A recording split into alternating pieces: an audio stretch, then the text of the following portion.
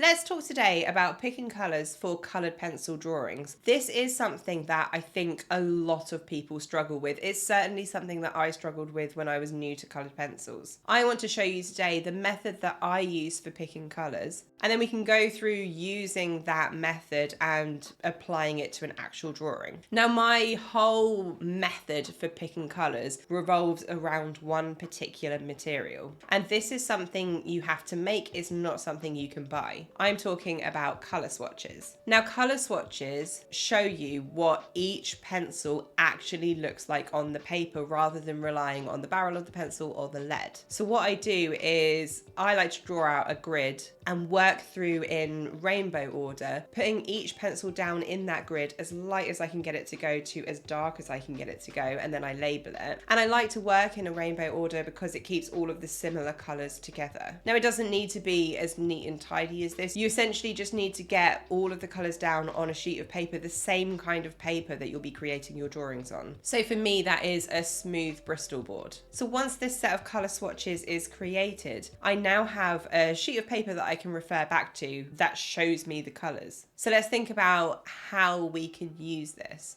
Now, this is reasonably time consuming to create, but to make it clear, it's not something that needs to be done frequently. In actuality, this set of colour swatches here, I think I made 4 years ago now. So it's not something that needs doing frequently. So I think it's going to be easiest to show you how to use these swatches by creating quite a quick and easy drawing. So let's draw this little ladybird on a leaf. And to try and make this even simpler, I'm actually not going to draw this with my full set of 60.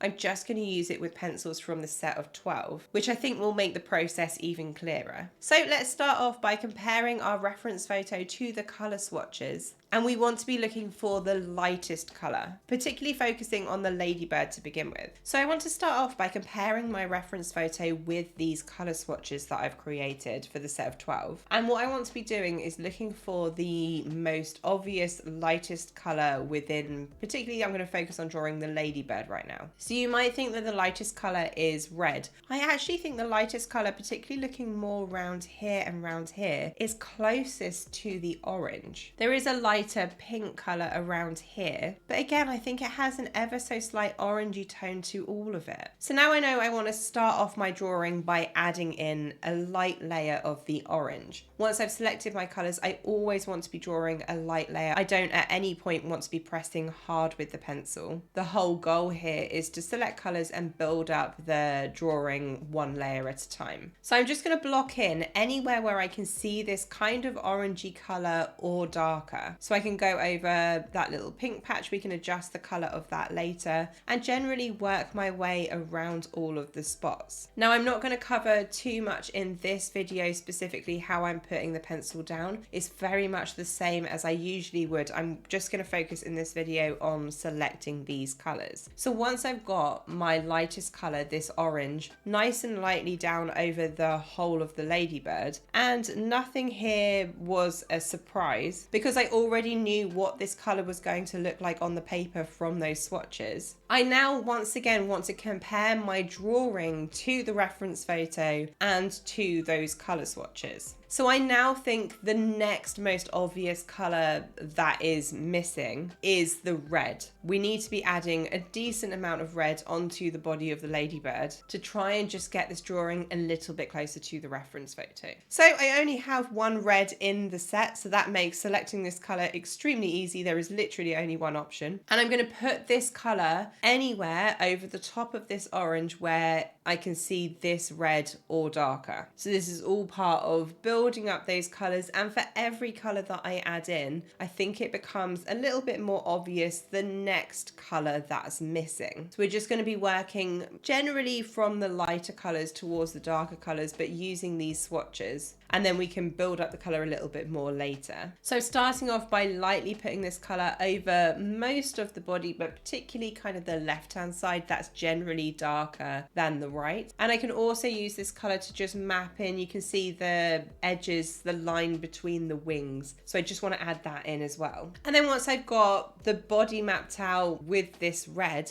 I once again want to be comparing my drawing to my reference photo and to those colour swatches to look at the next darkest color that's missing. So looking at the head, for example, now, you assume that the head on the ladybird is going to be black. But when we actually look here, the closest color in the color swatches is more like a blue. Look at all of this blue all around the head. Now, my closest blue to this blue is a lighter blue. Again, we've only got 2 options of blue in this set of swatches, so I'm literally just picking the closest option, and that would be the light ultramarine. So I'm going to put this color nice and lightly, again, anywhere where I can see this color or darker. And I think a lot of the trap that many people fall into is that they're trying to think too many steps ahead. I literally work through this one step at a time. Right now, the lightest color that I can see that's missing is this blue. I'm not going to worry about any other colors on the ladybird. I am just going to add in that blue, and then once that's done, I will again compare the drawing to the swatches and the reference photo to look for the next most obvious color that's missing. But as I say, I'm not thinking more than this current step.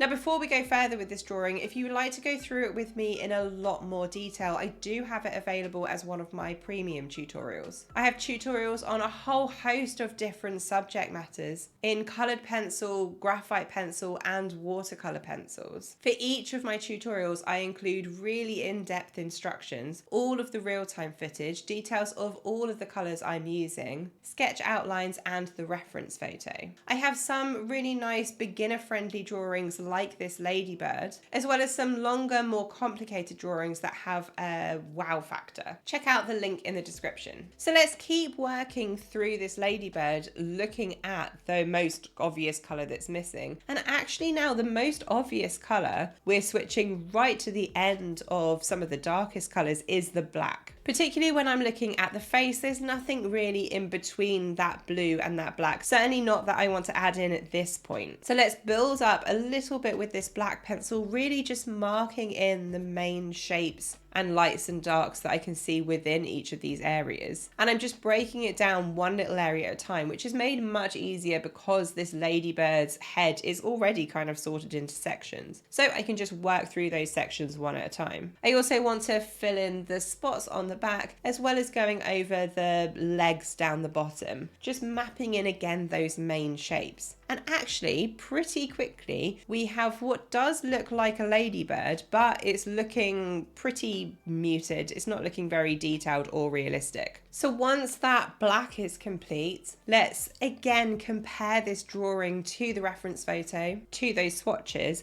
And now that we've added in the black, I don't think that their head is looking blue enough. It hasn't got that same vibrancy of blue that I felt like it did earlier. So I'm going to go in with that slightly darker blue and brighten up this area, just adjust that blue. It doesn't matter that I've already put some blue down. The most obvious thing to me right now between the drawing and the reference is that this head isn't bright enough. And I keep working through the ladybird in this same way. So now I'm looking at the back of the ladybird, and particularly on the left hand side of the back, it's much darker than what I have at the moment. It's not so much a really bright red though, it's more of a very dark red. The closest color that I have to a dark red is actually a quite dark brown. So what I can do is fill in those darker areas with that dark brown, and then compare the drawing to the reference photo again. And the most obvious thing from here is that I need to be adding in some more red.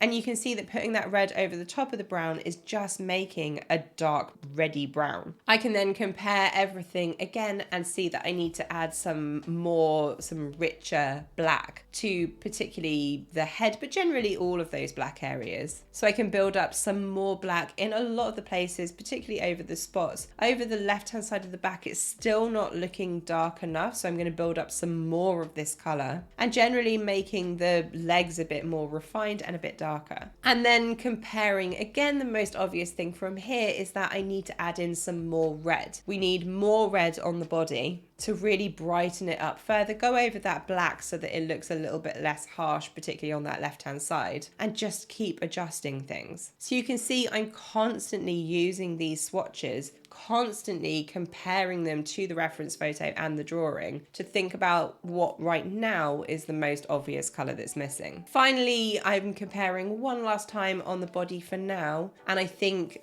the orange has pretty much completely got lost. So I'm going to use this orange over a lot of the right hand side of the body to brighten everything up. It doesn't take away from that red, but it is to me the most obvious colour that's missing. I then do exactly the same process for the leaf, starting generally with the lighter colours, working towards the darker colours. I think the most important thing to learn here is that the colour isn't maybe as important as you might expect. You feel like you have to select the perfect colour, but really what we're wanting to do is select the colour that is the closest, the most obvious missing colour that is closest to what I can see on the reference photo. And because I'm only using a set of 12 pencils, I wouldn't say that these colours are absolutely perfect matches to that reference, but they certainly are a close enough match, which means that by the end we do have a realistic looking drawing. And just like that, by building up these colours and comparing them to those colour swatches, I have a nice sweet little ladybird on a leaf. Now this is the process that I use for every single one of my drawings to select the colours. This was a nice and simple drawing. There's not a huge amount of colours that we can select from, and they're generally quite simple colours on the ladybird anyway, but it is exactly the same for something more complicated like this ice cream. I'm just working one step at a time, constantly comparing my drawing to the reference photo and those colour swatches, just always thinking about the most obvious colour that's missing, and after doing that a number of times, it gradually builds up the colour to the finished drawing. Now I hope that you found this video helpful. Do remember, if you want to go through this with me in a lot more detail, you can find the full tutorial in the link in the description. Now the main backbone to all of my drawings is building up the colour gradually, or layering. If you want to go through the process of layering in a lot more detail, check out this video here. Happy drawing guys, and I'll see you in the next one.